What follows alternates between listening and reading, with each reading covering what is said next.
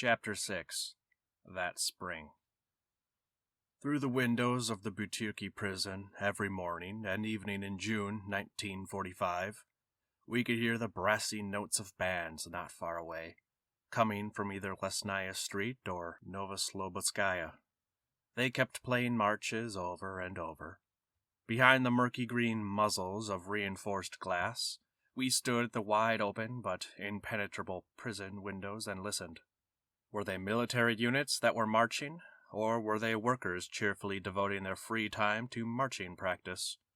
We didn't know, but the rumor had already gotten through to us that preparations were underway for a big victory parade on Red Square on June 22nd, the 4th anniversary of the beginning of the war. The foundation stones of a great building are destined to groan and be pressed upon. It is not for them to crown the edifice. But even the honor of being part of the foundation was denied those whose doomed heads and ribs had borne the first blows of this war and thwarted the foreigners' victory, and who were now abandoned for no good reason. Joyful sounds mean naught to the traitor. That spring of 1945 was, in our prisons, predominantly the spring of the Russian prisoners of war. They passed through the prisons of the Soviet Union in vast, dense gray schools like ocean herring. The first trace of those schools I glimpsed was Yuri Yevtukovich, but I was soon entirely surrounded by their purposeful motion, which seemed to know its own fated design. Not only war prisoners passed through those cells. A wave of those who had spent any time in Europe was rolling too.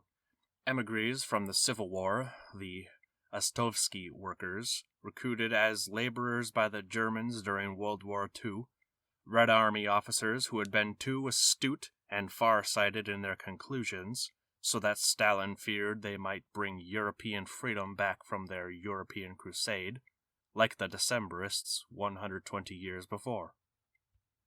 And yet it was the war prisoners who constituted the bulk of the wave, and among the war prisoners of various ages, most were my own age, not precisely my age, but the twins of October, those born along with the Revolution, who in 1937 had poured forth undismayed to celebrate the 20th anniversary of the Revolution, and whose age group at the beginning of the war made up the standing army, which had been scattered in a matter of weeks. That tedious prison spring had, to the tune of the victory marches, become the spring of reckoning for my whole generation. Over our cradles the rallying cry had resounded, "All power to the Soviets!" It was we who had reached out our sun-tanned, childish hands to clutch the pioneer's bugle, and who, in response to the pioneer challenge, "Be prepared," had saluted and answered, "We are always prepared." It was we who had smuggled weapons into Buchenwald and joined the Communist Party there. And it was we who were now in disgrace only because we had survived.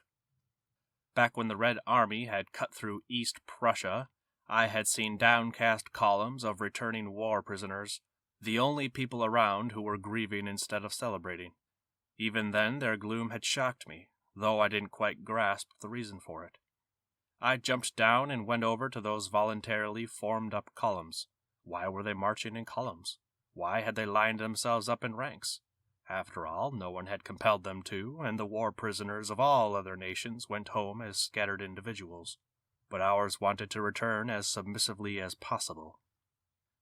I was wearing a captain's shoulder boards, and they, plus the fact that I was moving forward, helped prevent my finding out why our POWs were so sad. But then fate turned me around and sent me in the wake of those prisoners along the same path they had taken.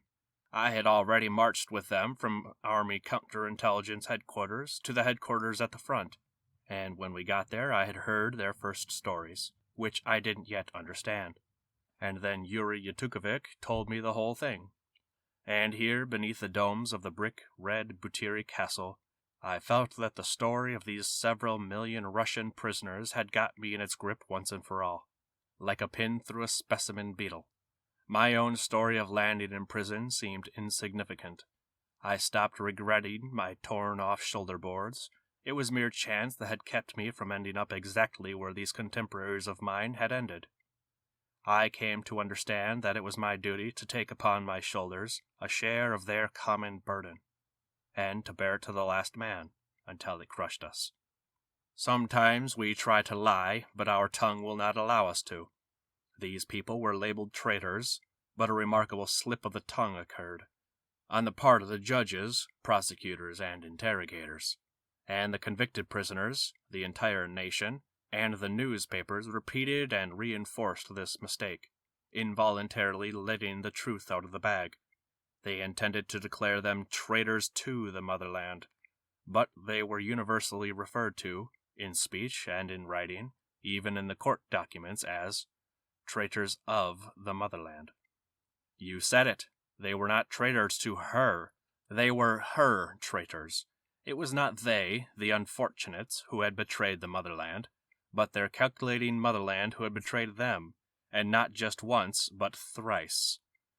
The first time she betrayed them was on the battlefield, through ineptitude, when the government, so beloved by the motherland, did everything it could to lose the war, destroyed the lines of fortifications, set up the whole air force for annihilation, dismantled the tanks and artillery, removed the effective generals, and forbade the armies to resist.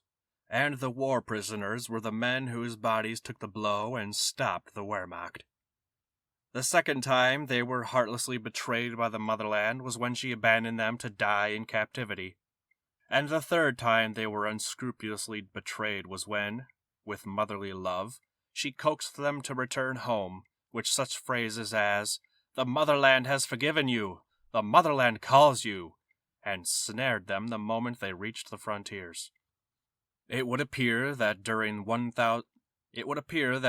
1,100 years of Russia's existence as a state, there have been, how many foul and terrible deeds. But among them was there ever so multi-million foul a deed as this, to betray one's own soldiers and proclaim them traitors? How many wars Russia has been involved in? It would have been better if there had been fewer. And were there many traitors in all those wars? Had anyone observed that treason had become deeply rooted in the hearts of Russian soldiers? Then, under the most just social system in the world, came the most just war of all, and out of nowhere millions of traitors appeared, from among the simplest, lowliest elements of the population. How is this to be understood and explained? Capitalist England fought at our side against Hitler. Marx had eloquently described the poverty and suffering of the working class in that same England. Why was it that in this war only one traitor could be found among them, the businessman Lord Haw Haw, but our country millions? It is frightening to open one's trap about this, but might the heart of the matter not be in the political system? All the Western peoples behaved the same in our war. Parcels, letters, all kinds of assistance flowed freely through the neutral countries. The Western POWs did not have to lower themselves to accept ladlefuls from German soup kettles. They talked back to the German guards. Western governments gave their captured soldiers their seniority rights, their regular promotions, even their pay. The only soldier in the world who cannot surrender is the soldier of the world's one and only Red Army. That's what it says in our military statutes. The Germans would shout at us from their trenches, "Ivan plen nicht!" I've been no prisoner. Who can picture all that means? There is war, there is death, but there is no surrender. What a discovery! What it means is, go and die, we will go on living. And if you lose your legs, yet manage to return from captivity on crutches, we will convict you. Our soldiers alone, renounced by their motherland and degraded to nothing in the eyes of enemies and allies, had to push their way to the swine swill being doled out in the backyards of the Third Reich. Our soldiers alone had the doors shut tight to keep them from returning to their homes, although their young souls tried hard not to believe this. There was something called Article 58(1)(b), and, in wartime, it provided only for execution by shooting. For not wanting to die from a German bullet, the prisoner had to die from a Soviet bullet for having been a prisoner of war. Some get theirs from the enemy, we get it from our own. Very few of the war prisoners returned across the Soviet border as free men, and if one happened to get through by accident because of the prevailing chaos, he was seized later on, even as late as 1946 or 1947. Some were arrested in assembly points in Germany. Others weren't arrested openly right away, but were transported from the border in freight cars under convoy to one of the numerous identification and screening camps, PFLs, scattered throughout the country. These camps differed in no way from the common run of corrective labor camps, ITLs, except that their prisoners had not yet been sentenced, but would be sentenced there. All these PFLs were attached to some kind of factory or mine or construction project, and the former POWs, looking out on the motherland newly restored to them through the same barbed wire through which they had seen Germany, could begin work from their first day on a 10-hour workday. Those under suspicion were questioned during their rest periods, in the evenings and at night, and there were large numbers of security officers and interrogators in the PFLs for this purpose. As always, the interrogation began with the hypothesis that you were obviously guilty, and you, without going outside the barbed wire, had to prove that you were not guilty. Your only available means to this end was to rely on witnesses who were exactly the same kind of POWs as you. Obviously, they might not have turned up in your own PFL. They might, in fact, be at the other end of the country. In that case, the security officers of, say, Kemerovo would send off inquiries to the security officers of Solikamsk, who would question the witnesses and send back their answers along with new inquiries, and you yourself would be questioned as a witness in some other case. True, it might take a year or two before your fate was resolved, but after all, the motherland was losing nothing in the process. You were out mining coal every day, and if one of your witnesses gave the wrong sort of testimony about you, or if none of your witnesses was alive, you had only yourself to blame, and you were sure to be entered in the documents as a traitor of the motherland, and the visiting military court would rubber stamp your tenor. And if, despite all their twisting things about, it appeared that you really hadn't worked for the Germans, and if, and this was the main point, you had not had the chance to see the Americans and the English with your own eyes, to have been liberated from captivity by them instead of by us was a gravely aggravating circumstance, then the security officers would decide the degree of isolation in which you were to be held. Oh, if I had only known! That was the refrain in the prison cells that spring. If I had only known that this was how I would be greeted, that they would deceive me so, that this would be my fate, would I have really returned to my motherland? Not for anything. The only ones who did not sigh, oh, if I had only known, because they knew very well what they were doing, and the only ones who did not expect any mercy and did not expect any amnesty, were the Vlasov men. I had known about them and been perplexed about them long before our unexpected meeting on the board bunks of prison. First, there had been the leaflets reporting the creation of the ROA, the Russian Liberation Army. Not only were they written in bad Russian, but they were imbued with an alien spirit that was clearly German and, moreover, seemed little concerned with the presumed subject. Besides, and on the other hand, they contained crude boasting about the plentiful chow available and the cheery mood of the soldiers. Somehow one couldn't believe in that army, and, if it really did exist, what kind of cheery mood could it be in? Only a German could lie like that. Actually, no Russian Liberation Army ever existed until almost the very end of the war. During all those years, several 100,000 voluntary helpers, the Hilfswillige, were scattered throughout all sorts of German units as enlisted men, or in even more subordinate positions. In addition, there were a few volunteer anti-Soviet units, made up of former Soviet citizens but under the command of German officers. The Lithuanians were the first to start supporting the Germans. Understandably so, we had really hurt them beyond endurance in just 1 year. Then the Ukrainians formed a voluntary SS division, and the Estonians joined a few SS units. In Belorussia, there was a people's militia fighting against the partisans, 100,000 men. There was a Turkestan battalion, and in Crimea a Tartar one.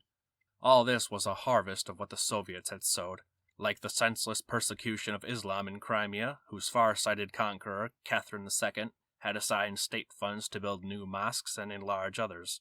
Hitler's military units occupying the area had also enough common sense to protect the mosques. When the Germans conquered our southern regions, the number of volunteer battalions increased.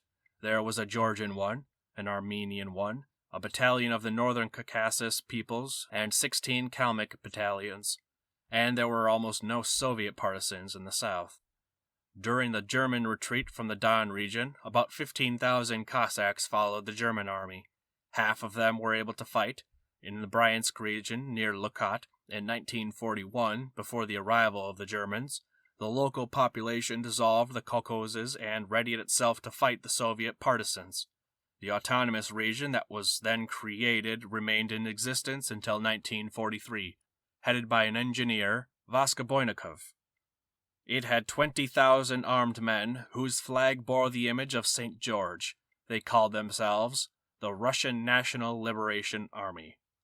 In the fall of 1942, Vlasov allowed the use of his name in order to unite all the anti-Bolshevik units, and during that same fall, Hitler's headquarters turned down a proposal from the middle-rank army officers that Germany should renounce all plans for Eastern colonization and substitute them for the creation of Russian national military units.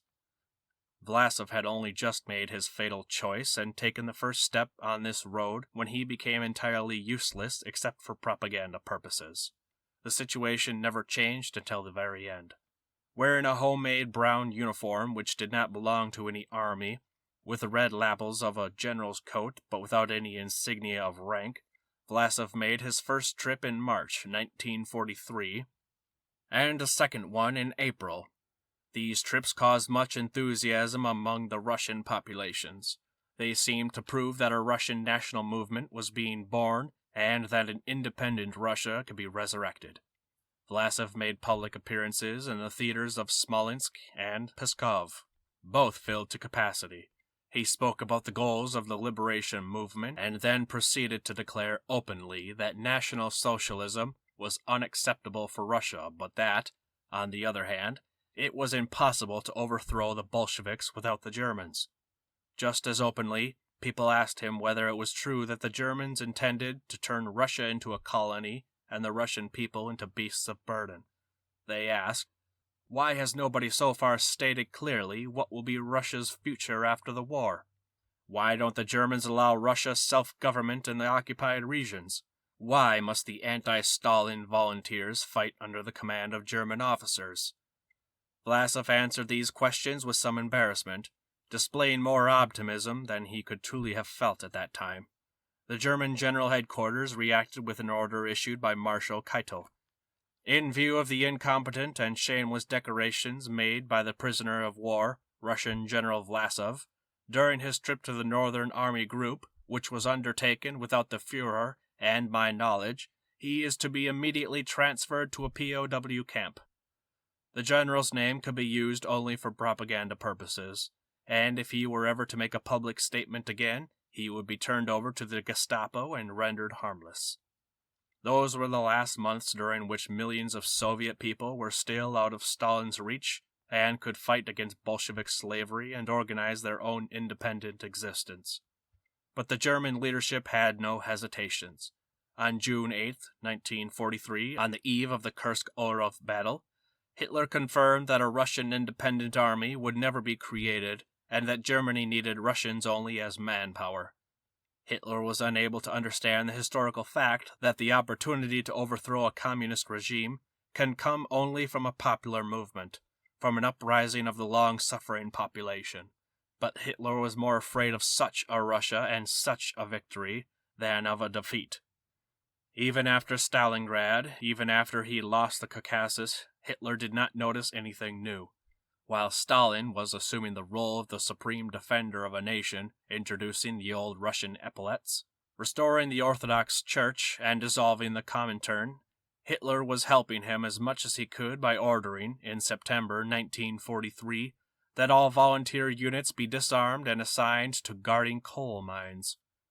Later, he changed his mind and transferred them to the Western Front to fight against the Allies. Such was, fundamentally, the end of the entire project of an independent Russian army. So what did Vlasov do? He did not quite know how bad things really were. He did not know that after his March and April journeys, he was again considered a prisoner of war and was in danger. He adopted the irreparable and fatal course of hoping and, to a certain extent, attempting to reach an agreement with the beast. Whereas in dealing with the apocalyptic beasts, there is only one way to safety: unswerving firmness from the first minute to the last. But here one must ask whether such an avenue to safety ever existed for the liberation movement of the citizens of Russia. It was doomed right from the start to be one more victim of the 1917 sacrificial altar, which had not yet cooled off completely. The first war winter of 1941 to 1942, which destroyed several million Soviet prisoners of war, extending the long chain made of victims' bones. The chain begun in the summer, when unarmed people's militia units had been sent to save Bolshevism. Thus, the already fading significance of this bitter volunteer struggle was altogether lost. These people were sent as cannon fodder in the fight against the Allies and against the French resistance, that is, against the only forces with whom the Russians and Germany could have had a genuine feeling of solidarity, having experienced both the cruelty and self-satisfaction of the Germans. This was the end of the secret hope cherished by those around Vlasov. If the British and Americans support communists against Hitler, they simply must help a democratic non-communist Russia in the same struggle. At the downfall of the Third Reich, when it will become quite clear that the Soviet Union is increasing the pressure to extend its regime to all Europe and to the whole world, how could the West continue to support the Bolshevik dictatorship? But there was a gap between the Russian and the Western conscience which exists to this day. The West was fighting only against Hitler, and for this purpose all means and all allies were good, the Soviets above all. Not only could the West not concede that the Soviet people might have their own purposes which did not coincide with the goals of the communist government, it did not want to admit any such thought, because it would have been embarrassing and difficult to live with. It is a tragicomic fact that on the leaflets which the Western Allies were distributing among the anti-Bolshevik volunteer battalions on the Western Front, they wrote, "We promise all defectors that they will be immediately sent back to the Soviet Union," to prison. We soon discovered that there really were Russians fighting against us, and that they fought harder than any SS men. In July 1943, for example, near Orel, a platoon of Russians in German uniform defended Sobakhinsky-Veselki. They fought with a desperation that might have been expected if they had built the place themselves. One of them was driven into a root cellar. They threw hand grenades in after him, and he fell silent. But they had no more than stuck their heads in than he let them have another volley from his automatic pistol. Only when they lobbed in an anti-tank grenade did they find out that, within the root cellar, he had another foxhole in which he had taken shelter from the infantry grenades. Just try to imagine the degree of shock, deafness, and hopelessness in which he had kept on fighting. In East Prussia, a trio of captured Vlasov men was being marched along the roadside a few steps away from me.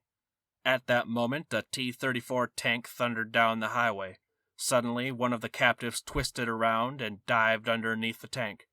The tank veered, but the edge of its track crushed him nevertheless.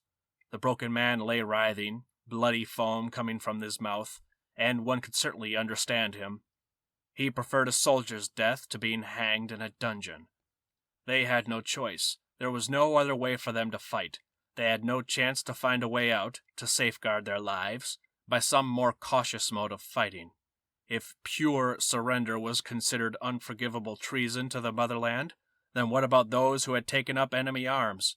Our propaganda, in all its crudity, explained their conduct as 1. Treason. Was it biologically based, carried in the bloodstream? Or 2. Cowardice, which it certainly was not. A coward tries to find a spot where things are easy, soft, safe.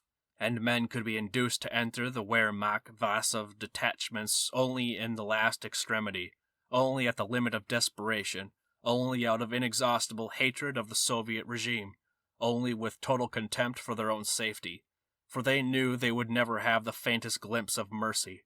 When we captured them, we shot them as soon as their first intelligible Russian word came from their mouths. In Russian captivity, as in German captivity, the worst lot of all was reserved for the Russians. In general, this war revealed to us the worst thing in the world was to be a Russian. The Vlasov men had a presentiment of all this. They knew it ahead of time. Nevertheless, on the left sleeve of their German uniforms, they sewed the shield with the white-blue-red edging, the field of St. Andrew, and the letters ROA. However, by February 1945, the 1st Division of the Russian Liberation Army had been formed, and the formation of the 2nd Division had begun. It was too late to even hypothesize that these divisions would ever fight together with the Germans. The old secret hope of the Vlasov leadership that a conflict would arise between the Soviets and the Allies was now gaining strength. This hope was reflected in a report by the German Ministry of Propaganda in February 1945. The Vlasov movement does not consider itself bound for life and for death to Germany. There are within it strong pro-English feelings, and they are thinking about a change of course. It is not a National Socialist movement. They simply do not recognize the existence of the Jewish problem.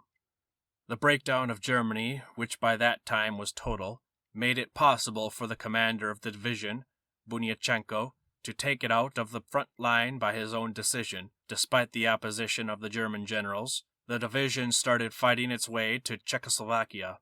On the way, it freed Soviet prisoners of war, who joined it so that Russians may all be together.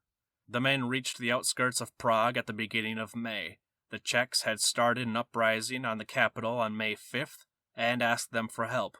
On May 6th, Bunyachenko's division entered Prague and, in a violent battle on May 7th, saved both the uprising and the city. As if ironically, as if to confirm the far-sightedness of the most short-sighted Germans, the first and last independent action of the 1st Vlasov Division was a blow dealt the Germans. It must have been a relief for all those Russian hearts which during the past 3 senseless and cruel years had accumulated so much bitterness and anger against them. In those days the Czechs welcomed the Russians with flowers. They understood. But who knows whether all of them remembered later which Russians had saved their city. The official Soviet version is that Prague was liberated by the Soviet army.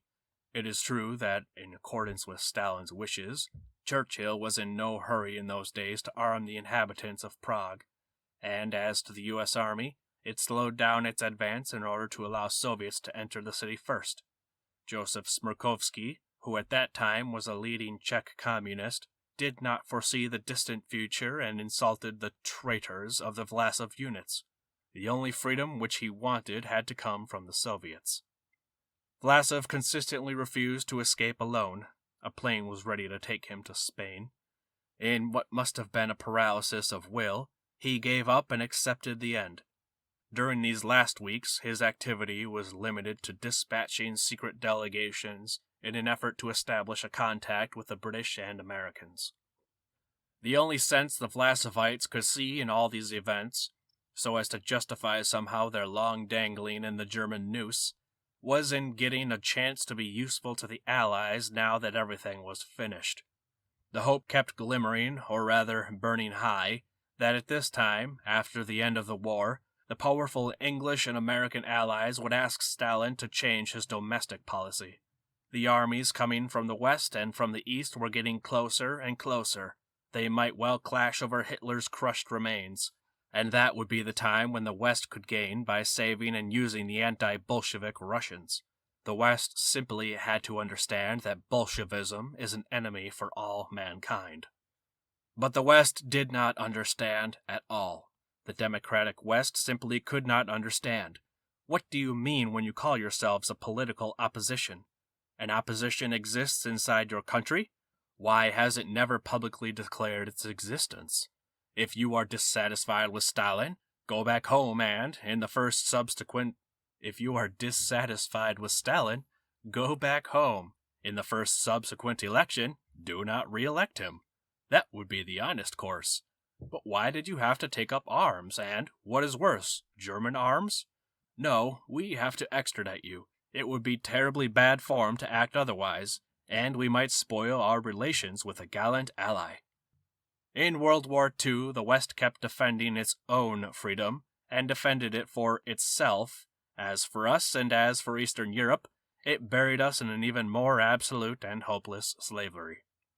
Vlasov's last effort was his statement that the leadership of the ROA was ready to appear before an international court, and that turning the army over to the Soviets for extermination contravened international law, since it would involve extraditing an opposition movement.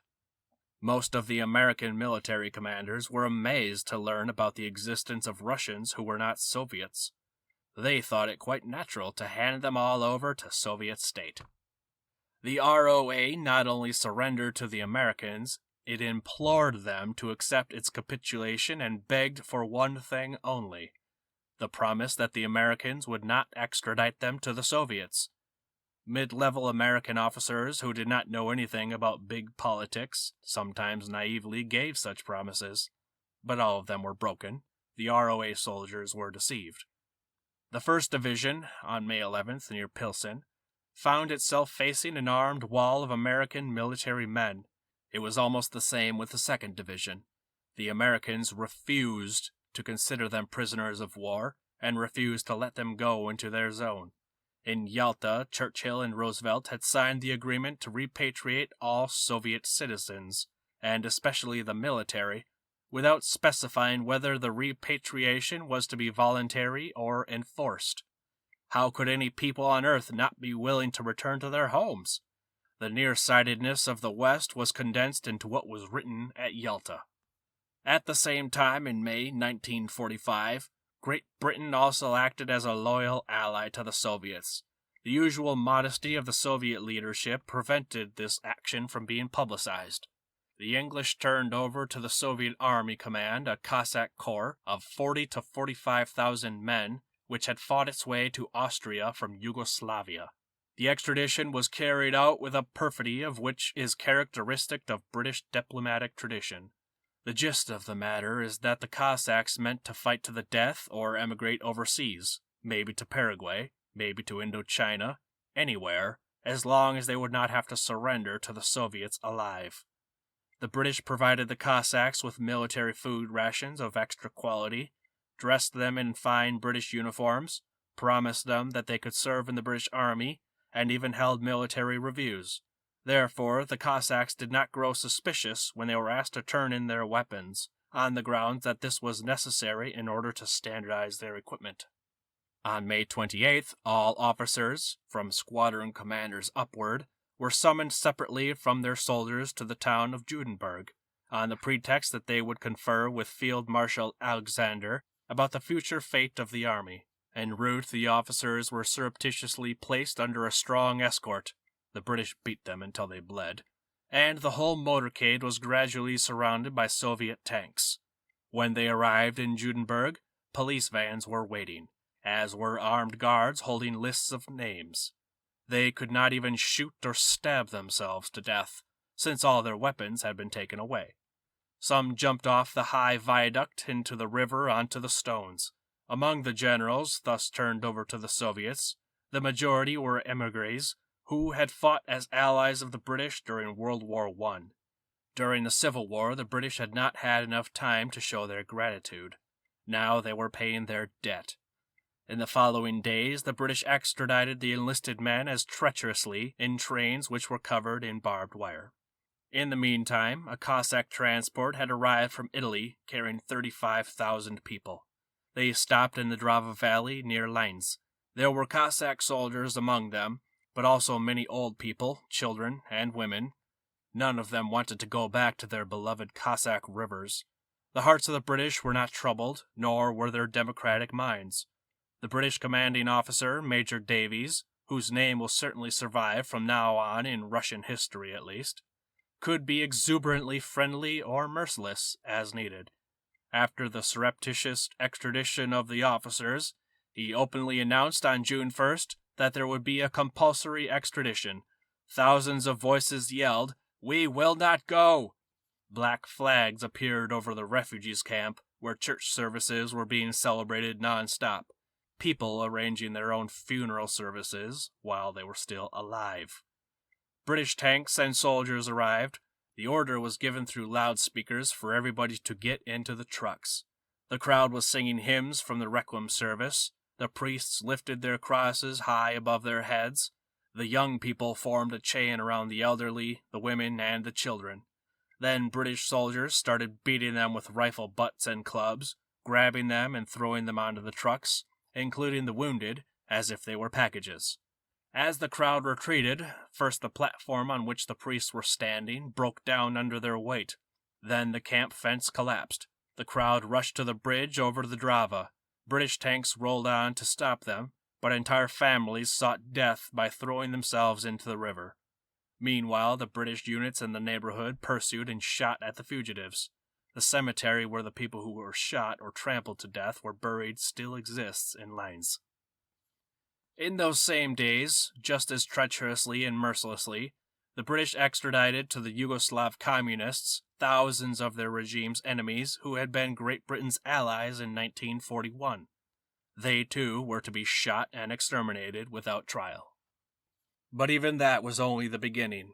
During all of 1946 and 1947, the Western Allies, faithful to Stalin, continued to turn over him Soviet citizens, former soldiers as well as civilians. It did not really matter who they were as long as the West could get rid of this human confusion as quickly as possible. People were extradited from Austria, Germany, Italy, France, Denmark, Norway, and Sweden, from the American occupation zones, and from the territory of the United States as well. I myself fell under Vlasov fire for a few days before my arrest. There were Russians in the East Prussian SAC, which we had surrounded, and one night at the end of January their unit tried to break through our position to the west, without artillery preparation, in silence. There was no firmly delineated front in any case, and they penetrated us in depth, catching my sound locator battery, which was out in front, in a pincers. I barely managed to pull it back by the last remaining road. But then I went back for a piece of damaged equipment, and, before dawn, I watched as they suddenly rose from the snow where they dug in, wearing their winter camouflage cloaks, hurled themselves with a cheer on the battery of a 152mm gun battalion at Adlig Schwenketen, and knocked out 12 heavy cannon with grenades before they could fire a shot. Pursued by their tracer bullets, our last little group ran almost 2 miles in fresh snow to the bridge across the Passarge River, and there they were stopped. Soon after that I was arrested, and now, on the eve of the victory parade, here we all were sitting together on the board bunks of the Butyrki. I took puffs from their cigarettes, and they took puffs from mine, and paired with one or another of them, I used to carry out the 6-bucket tin latrine barrel. Now, a quarter of a century later, when most of the Vlasov men have perished in camps, and those who have survived are living out their lives in far north, I would like to issue a reminder, through these pages, that this was a phenomenon totally unheard of in all world history, that several 100,000 young men, aged 20 to 30, took up arms against their fatherland as allies of its most evil enemy. Perhaps there is something to ponder here. Who was more to blame, those youths or the grey fatherland? One cannot explain this treason biologically. It has to have a social cause. Because, as the old proverb says, well-fed horses don't rampage. Then picture yourself in a field in which starved, neglected, crazed horses are rampaging back and forth. That same spring, many Russian emigres were also in those cells. It was very like a dream, the resurrection of buried history, the weighty tomes on which the Civil War had long since been completed and their covers shut tight. The causes for which people fought in it had been decided. The chronology of its events had been set down in textbooks. The leaders of the white movement were, it appeared, no longer our contemporaries on Earth, but mere ghosts of a past that had melted away. The Russian emigres had been more cruelly dispersed than the tribes of Israel, and, in our Soviet imagination, if they were still dragging out their lives somewhere, it was as pianists in stinking little restaurants, as lackeys, laundresses, beggars, morphine and cocaine addicts, and virtual corpses. Right up to 1941, when the war came, it would have been impossible to find out from any hints in our newspapers, our lofty literature, our criticism of the arts, nor did our well-fed masters of art and literature help us find out, that Russia abroad was a great spiritual world, that in it Russian philosophy was living and developing, that there were philosophers like Bulgakov, Berdayev, and Lasky, that Russian art had enchanted the world, that Rachmaninoff, Chelyabin, Benoit, Diaghilev, Pavlova, and the Don Cossack chorus of Jarov were out there, that profound studies of Dostoevsky were being undertaken, at a time when he was the anathema of the Soviet Union, that the incredible writer Nabokov Sirin also existed out there, that Bunin himself was still alive and had been writing all these 20 years, that journals of the arts were being published, that theatrical works were being produced, that Russians from the same areas of Russia came together in groups where their mother tongue could be heard, and that emigre men had not given up marrying emigre women, who in turn presented them with children, which meant young people our own age. The picture of emigration presented in our country was so falsified that if one had conducted a mass survey to ask which side the Russian emigres were on in the Spanish Civil War, or else perhaps what side they were on in the Second World War, with one voice everyone would have replied, "For Franco, for Hitler." Even now, people in our country do not know that many white emigres fought on the Republican side in Spain. The emigres did not support Hitler. They ostracized Marikovsky and Gypius, who took Hitler's part, leaving them to alienated loneliness. There was a joke, except it wasn't a joke, to the effect that Denikin wanted to fight for the Soviet Union against Hitler, and that at one time Stalin planned to arrange his return to the motherland, not for military reasons, obviously, but as a symbol of national unity.